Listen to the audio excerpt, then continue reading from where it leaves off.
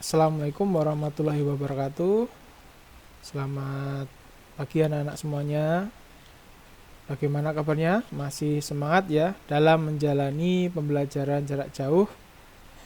Dan hari ini masih dengan Mr. Lukman di pembelajaran PPKN. Dan hari ini kita akan belajar mengenai kerukunan umat beragama di Indonesia. Sebelum kita lanjut, kalian perlu mengetahui apa yang akan kalian dapatkan atau ilmu apa yang menjadi tujuan dari pembelajaran hari ini, yaitu mengidentifikasi nilai-nilai Pancasila dalam kehidupan sehari-hari. Baik, kita lanjut. Ya, kerukunan umat beragama di Indonesia. Indonesia itu negara yang sangat luas, sehingga memiliki banyak keragaman. Dan salah satu keragamannya adalah agama. Kerukunan umat beragama di Indonesia itu sudah dimulai sejak dulu. Maka dari itu di Pancasila juga ada sila yang berisi tentang ketuhanan yang Maha Esa, yang artinya kita menghormati kepercayaan orang lain. Nah, agama-agama di Indonesia yang diakui ada 6, yakni Islam, Hindu, Buddha, Katolik, Kristen, dan Konghucu. Dan ini adalah tempat ibadah mereka. Ada masjid, gereja sama ya, Katolik dan Kristen, kemudian ada pura, wihara, dan kelenteng. Nah, perbedaan ini bukanlah menjadi alasan kita menjadi terpecah belah atau saling bermusuhan, namun justru menjadi pemersatu dan memperkaya nilai-nilai dalam masyarakat. Jadi walaupun kita berbeda agamanya, kita harus tetap bersatu menjadi satu kesatuan, yaitu negara Republik Indonesia. Ya, kemudian untuk mendukung kerukunan umat beragama, pemerintah Indonesia menciptakan yaitu Tri Kerukunan Umat Beragama. Tri Kerukunan Umat Beragama tujuannya apa?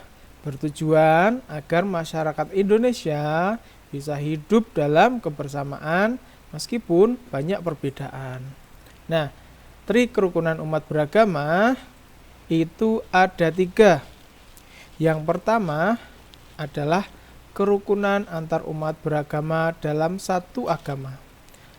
Nanti Mister akan jelaskan untuk selanjutnya.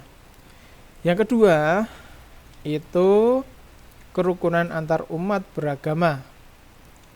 Dan yang ketiga adalah kerukunan antar umat beragama dengan pemerintah. Baik, kita akan melanjutkan dengan pengertiannya. Tri Kerukunan Umat Beragama. Tri Kerukunan Umat Beragama yang pertama adalah kerukunan antar umat beragama dalam satu agama. Jadi contohnya ketika kalau di agama kita adalah agama Islam, maka kita harus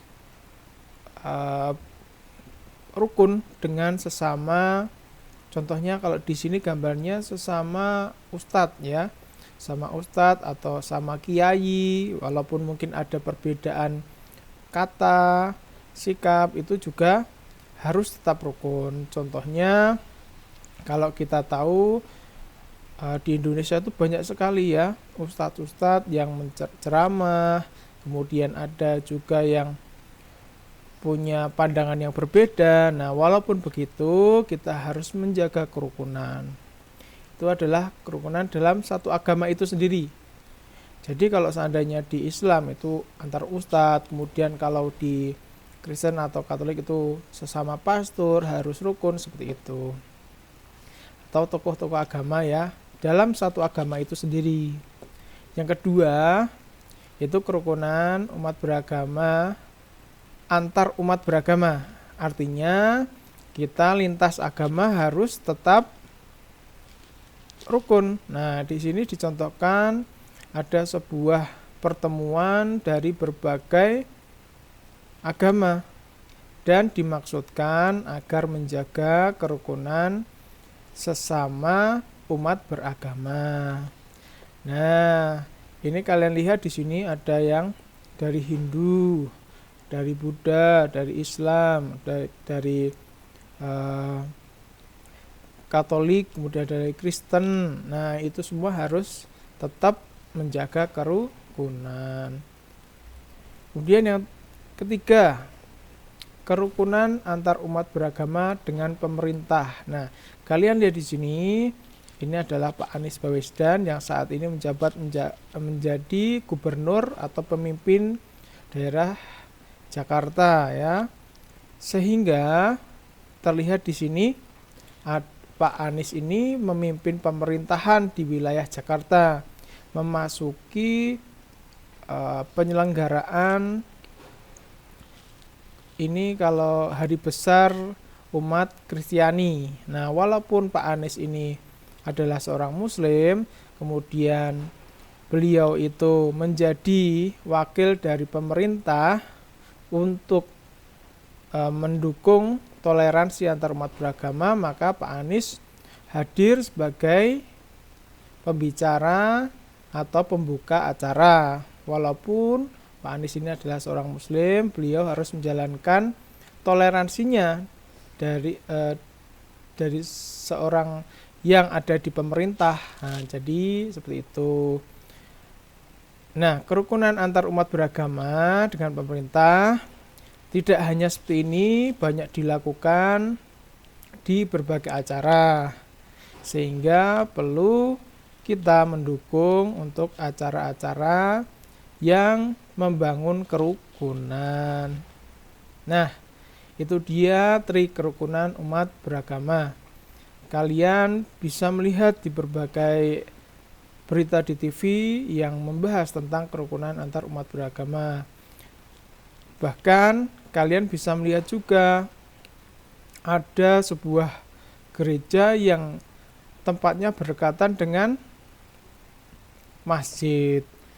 Walaupun berdekatan, walaupun berbeda, mereka tetap rukun. Kemudian, nah, dari semua sila Pancasila mempunyai nilai-nilai luhur. Apa itu nilai luhur? Nilai luhur artinya sebuah contoh sikap yang baik dan terpuji. Maka kita perlu bersikap sesuai nilai yang terkandung di Pancasila. Kita harus gunakan nilai-nilai tersebut di keseharian kita. Nah, banyak sekali contohnya yang sudah kalian tulis kemarin. Kemudian ada contoh juga sikap yang tidak sesuai dengan nilai Pancasila, yang tidak sesuai ya. Yang pertama, contohnya merusak fasilitas sekolah. Nah, ini tidak boleh kita lakukan karena itu adalah fasilitas yang harus kita jaga. Yang kedua, mengejek teman atau membuli. Itu juga tidak boleh. Yang ketiga, pilih-pilih teman. Itu juga tidak boleh. Karena nanti justru akan memecah belah kita. Yang terakhir adalah berkata kasar dan tidak sopan. Itu juga tidak boleh. Nah, ini adalah contoh-contoh sikap yang tidak sesuai dengan Pancasila. Yang tidak ada sifat terpujinya. Karena contohnya yang tadi fasilitas harus kita jaga karena akan kita gunakan sampai nanti untuk adik-adik kelas, kemudian bisa lebih rapi lagi kalau kita tidak mencoret-coretnya, kemudian mengejek teman dan sebagainya yang sudah Mister sebutkan tadi sebaiknya tidak dilakukan. Demikian yang Mister berikan pada kalian. Jangan lupa untuk tetap semangat.